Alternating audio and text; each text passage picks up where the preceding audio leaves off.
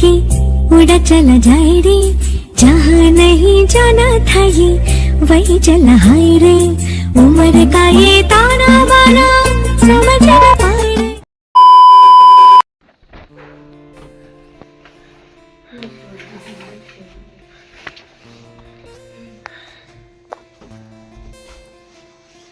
তো hey guys, good morning, welcome back to my channel Deepshomi লাইফস্টাইলে তোমাদের সবাইকে সাথে নিয়ে নতুন একটা ভিডিও শুরু করলাম। তো আজ হচ্ছে 25শে ডিসেম্বর। তো 25শে ডিসেম্বরের জন্য তোমাদের সবাইকে জানাচ্ছি মেরি ক্রিসমাস। সবাই কেমন আছো বলো? আশা করছি ভালো আছো, সুস্থ আছো। আমার একটু গন্ডগোল হয়েছে বলছি, একটু অসুস্থ হয়েছি আজকে। আর আজকে কার কি প্ল্যান আছে অবশ্যই জানাও। আর যদিও ভিডিওটা পরে যাবে, তবে কে কি করলে আজকের দিনে সেটা জানিও। তো আমাদের তো আজকে অনেক প্ল্যান আছে, সারাদিন কি কি করবো না করবো শেয়ার করবো তোমাদের সাথে, দেখতে থাকো। আর তার আগে দেখো কি খাচ্ছি।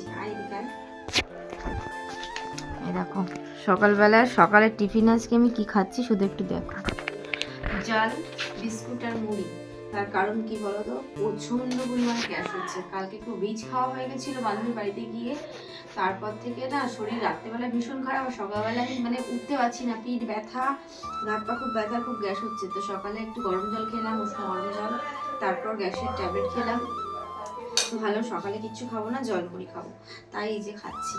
তো চলো সঙ্গে থাকো, ব্লগটা কন্টিনিউ করো, কি করছি না করছি সব দেখতে পারবে। আর আশা করি আজকে ব্লগটা ভালো লাগে। চলো সাথে থাকো।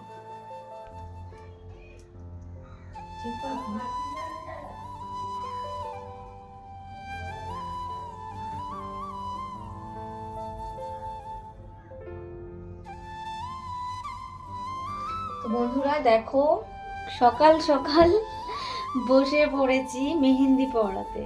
দেখা একটু ডিজাইনটা, এই হচ্ছে ডিজাইন।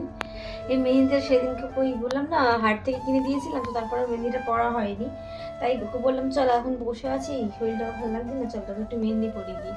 তাই ওকে মেহেন্দি পরিয়ে দিচ্ছি, ভাবছি আমি একটু হাতে পরবো।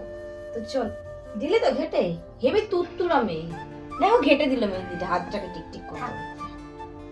সুগার করে শুকিয়ে যাবে, এই জন্য চাইনা মেহেন্দি কিনেছি যাতে তাড়াতাড়ি শুকিয়ে যায়। যে ও পড়ুক, আমার তো সেভাবে মেহেন্দি পরতে কোনোদিনই ভালো লাগে না, তোমরা দেখো এই যে মেহেন্দি টেহেন্দি পরি না, তাই ভাবছি আজকে একটু পরবো। চলো মেহেন্দি পরে নি, তোমাদের সব তারপর শেয়ার করবো ডিজাইনগুলো, ঠিক আছে? চলো বন্ধুরা, এই দেখো মেহেন্দির ডিজাইনটা, দেখেছো? ভালো করে দেখো, শুকিয়ে গেছে। আর পড়তে পড়তে তোমাদের দাদা ভাইয়ের একটা বান্ধবী ফোন করেছিল, ওর সাথে কথা বলছিলাম, কথা বলতে বলতে যেহেতু চায়না পড়েছি শুকিয়ে গেছে। আর শরীরটা না ভালো লাগছে না, তো খুব ঘুমও পাচ্ছে। আমার ঘুমটাও ঠিকঠাক হচ্ছে না এই বাড়িতে আসার পরে, সে কারণেও হয়তো এরকম হতে পারে। তো সেই জন্য শরীরটা একটু কেমনই লাগছে, ভাবছি একটু ঘুমিয়ে নিই। তাই যে দেখো ওপরে এসেছি, ভাইয়ের ঘরে এসে আমি একটুখানি ঘুম দেবো ভাবলাম। তো আমাদের সঙ্গে তো শেয়ার করা হয়নি, তো চলো একটু মেন ডিজাইনটা শেয়ার করে দিই। ভালো লাগছে না তো শরীরটা, ওই জন্য কোনো রকম পড়েছি, খুব একটা ভালো করে পড়তে পারিনি। ও ঠিক আছে, পড়া নিয়ে কথা, কে দেখবে তাই না, আর কী বা অকেশন আছে। যাই হোক, চলো একটু ঘুমিয়ে নিই, ঘুম থেকে উঠে তারপর আসছি। আজকে কিচ্ছু করবো না, শুধু স্নান করবো, মায়ের কোনো কাজ করে দেবো না। মা খালি চিল্লাচ্ছে স্নানটা করে নে, কিন্তু আমার ভালো লাগছে না, আমি এখন ঘুমাবো। চোখ মুখগুলো দেখেও বুঝতে পারছো, না খেতে ইচ্ছে করছে না কিছু ভালো লাগছে। চলো একটু ঘুমাই, বিকেলবেলায় আবার একটু প্ল্যান আছে একটা জায়গায় যাওয়ার, একটু শরীরটাকে সুস্থ করে নিই, নাহলে যেতে পারবো না। চলো। A few moments later. Hey guys, good evening. তো ইভিনিং বলার একটাই কারণ, সেই যে দুপুরের পর আর অন হয়নি, তো একটুখানি টাইম ঘুমিয়েছিলাম, আধ ঘন্টা মতন। তারপর উঠে স্নান করলাম, করে ভাত ভাত খেয়ে এই যে এখন রেডি হয়েছি। আর এখন হচ্ছে বেরোবো একটুখানি। তো আমি যাচ্ছি, ওই যে মা যাচ্ছে, মা রেডি হয়েছে, আর এই যে কাথইরানি। তো আমরা এই তিনজন মিলে যাব হচ্ছে একটু চার্চে, আমাদের এই বাড়ির পাশে একটা চার্চ আছে, তো ওখানে যাব। আগে দেখো মেহেন্দির রং, হ্যাঁ তো চার্চে যাবো, সেই জন্য রেডি হয়েছি। এই দেখো আজকে একটা স্কার্ট পরেছি। তো চলো যাওয়া যাক।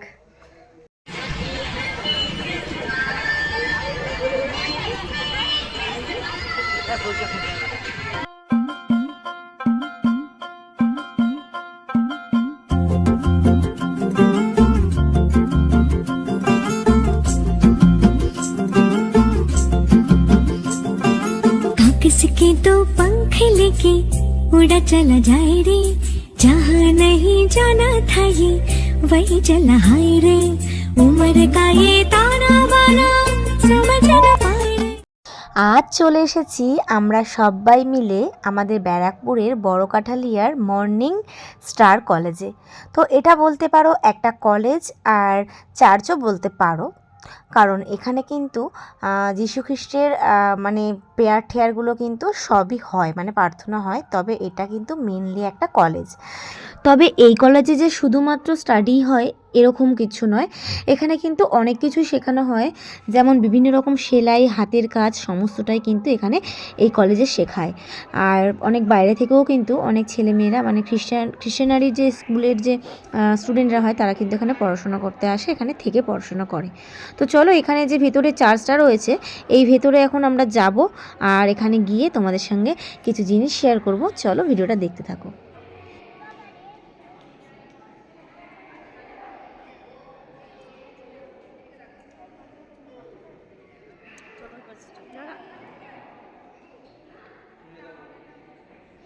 তো এই যে ইনি হচ্ছেন যিশু, আমাদের সবার গড। আশা করি তোমরা তো সকলেই জানো, আলাদা করে এনার সম্বন্ধে বলার কিচ্ছু নেই।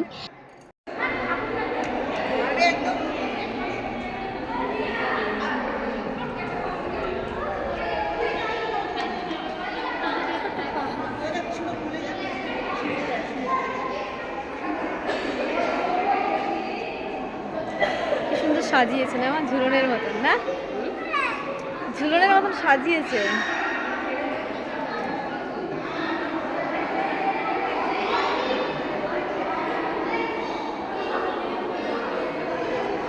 তো তোমরা তো দেখলেই যে ভেতরে কত সুন্দর করে সাজিয়েছে। আর প্রত্যেকটা চার্চেই তো এই আজকের দিনে এরা তো এরকমভাবেই সুন্দরভাবে সাজায়, তোমরা সবাই জানো। তবে জানো তো এখানে কিন্তু সকালের দিকে গেলে এখানে প্রেয়ার হয়, তারপর এখানে কিন্তু অনেক গিফটস দেয়, মানে কেক, বিস্কিট, লজেন্স এই সমস্ত কিন্তু বাচ্চাদের দেওয়া হয়, বাচ্চা বড় সবাইকে দেওয়া হয়। তো সকালের দিকে যেহেতু আসতে পারিনি তাই সেগুলো আর ভাগ্যে হলো না। যাই হোক এখানে কিন্তু আমরা কিছুক্ষণ বসেছিলাম, অনেকটা টাইম এখানে কাটিয়েছিলাম, কারণ এত সুন্দর একটা জায়গায় বসে থাকতে কার না ভালো লাগে, তাই না? তো কিছুক্ষণ বসে তারপর কিন্তু আমরা এখান থেকে বেরিয়ে গেছিলাম।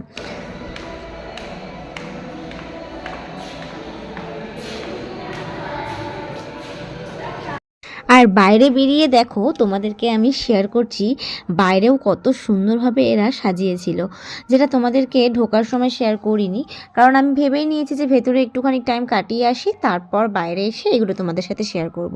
আর সেজন্যই পরে বাইরে বেরিয়ে তোমাদের সাথে শেয়ার করছি। আর এরা এত সুন্দর সাজায় তোমাদেরকে কি বলবো, সত্যি বলতে এগুলো দেখে না আমার ছোট্টবেলায় মানে সেই ঝুলন পাততাম সেই সব দিনের কথা খুব মনে পড়ছিল। তো ঝুলন তো তোমরা সবাই জানো, ঝুলন যাত্রা উৎসব রাধাকৃষ্ণের। তো এই দিনটাতে কিন্তু আমিও ঝুলন পাততাম ছোট্টবেলায়, মা পেতে দিত, তারপরে যখন বড় হলাম তখন কিন্তু নিজেই পাততাম। এখন তো এইসব বাচ্চাদের মধ্যে দেখাই যায় না, তাই না? এখনকার বাচ্চারা এই সমস্ত কিন্তু মানে বোঝেই না, জানেই না যে ঝুলনটা অ্যাকচুয়ালি কী। তবে আমাদের সময় কিন্তু এগুলোর ভীষণই চল ছিল। তবে তোমরা কারা ঝুলন পাততে সেগুলো কিন্তু অবশ্যই কমেন্টে জানিও, কেউ ভুলো না। আর এই যে এখানে যে আমাদের গড যিশুর মানে তার দেশে কি হতো, সে কিভাবে মানুষ হয়েছে, সেই জীবনযাত্রাগুলোই কিন্তু এখানে মানে এই পুতুলগুলোর মাধ্যমে কিন্তু তুলে ধরেছে। আশা করি সেটা তোমরা বুঝতেই পারছো। তো দেখো মানে যিশুর বাবা মা, যিশু জন্মের সময় সমস্ত কিছুটা কিন্তু এখানে এই মানে মডেলগুলোর মাধ্যমে কিন্তু এখানটায় এরা সাজিয়ে বুঝিয়েছে। তো এই জিনিসটা আমার কিন্তু ভীষণ ভালো লেগেছে। আর তোমাদেরও এই জিনিসটা কেমন লাগলো অবশ্যই কিন্তু কমেন্টে জানিও।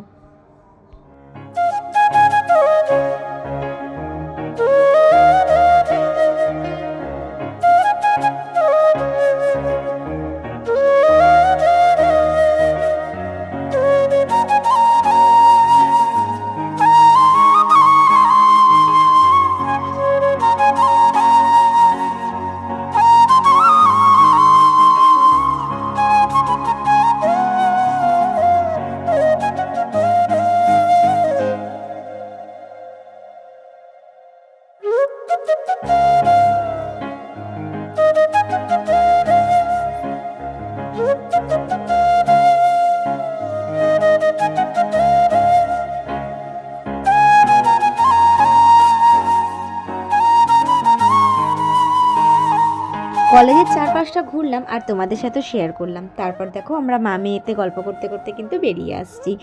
তবে জানো তো কিছু কিছু জিনিস দেখবে আমরা না চাইলেও যদি ভগবান চান না, ভাগ্যে কিন্তু থাকলে সেটা কিন্তু হয়েই যায়। যেমন আজকে কিন্তু আমার সাথে এটাই ঘটে গেল, তাই না?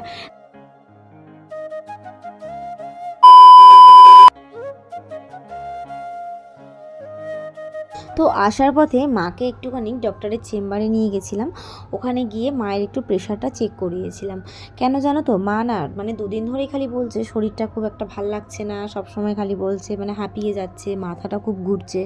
তো বয়স হচ্ছে তো বুঝতেই পারছো, আর আমার মা এমনিতেই হচ্ছে প্রেশারের পেশেন্ট, মানে হাই প্রেশার প্রচণ্ড হাই। তো একটু টেনশন হয়, বুঝতেই পারছো। তো আমি মাকে বললাম যে তুমি চলো তাহলে তোমার প্রেশারটা চেক করিয়ে নিই। মা বললো যে না আমি করবো না, তাও জোর করেই আর কি নিয়ে গেছিলাম প্রেশারটা চেক করাতে। তো যখন প্রেশার আর কি মেপে দিলেন ডাক্তারবাবু, মানে উনি বললেনই যে হ্যাঁ প্রেশারটা অনেকটাই বেশি আছে, মানে নিচেরটা সব থেকে মানে বেশি আছে, যেটার জন্যই আর কি মাথাটা ঘুরছে। কি আর করব, বয়স বাড়ার সাথে সাথে তো মানে জীবনের শরীরের অঙ্গ প্রত্যঙ্গগুলোও তো মানে বয়স বেড়ে যায়, তোমরা তো জানোই। তো সেগুলোও মানে কর্মক্ষমতাটা অনেকটা হারিয়ে ফেলে, দুর্বল হয়ে পড়ে। সেজন্য সব কিছুই আর কি মানে কমজোরি হয়ে যায়। এগুলো আলাদা করে ভেঙে বলার কিছু নেই। তো যাই হোক, ডাক্তারবাবু মানে যে প্রেশার ওষুধ আর কি মা খায় বললো ওগুলোই ঠিকঠাক নিয়ম মাফিক খেতে, এটাই আর কি বললো। তো কি করব, মানে মা কিন্তু ঠিকঠাকই খায়, তাও জানি না কেন এরকম মানে আপ ডাউন করে প্রেশার। তবে আর যাই হোক, ভগবানের কাছে এটাই বলি, যেহেতু মায়ের কাছে তো সবসময় থাকি না, কখন কি হয় সত্যি বলতে একটা টেনশনই হয়, ভয় লাগে জানো তো। শ্বশুরবাড়িতে থাকি ঠিকই, কিন্তু মনের মধ্যে মনে হয় যে মায়ের যদি কিছু একটা হয় তাহলে মানে কিভাবে দেখব, এতটা দূরে থাকি। যাই হোক, ভগবানের কাছে এটাই প্রার্থনা করি যেন সবসময় যেন মাকে তিনি ভালোই রাখেন। তারপর বাড়িতে এসে দেখো মা আমার জন্য গরম গরম ফ্রাইড রাইস আর মটন কষা রান্না করেছিল, যেটা দিয়ে কিন্তু আমি ডিনারটা জমিয়ে খেয়েছিলাম। কারণ কি বলো তো, মটন হচ্ছে আমার ফেভারিট, আর মায়ের কাছে আবদার করেছি, বুঝতেই পারছো না করে যাবে কোথায়। তো সেই জন্যই আর কি রান্নাবান্না করেছে। আর আজকের ব্লগটা আমি এখানেই শেষ করছি। জানি আজকের ব্লগটা সেরকম একটা মানে ভালো হলো না, সেরকম কিছুই তোমাদের সাথে শেয়ার করতে পারলাম না। কি করবো বলো, শরীরটা তো সেরকম একটা ভালো নেই।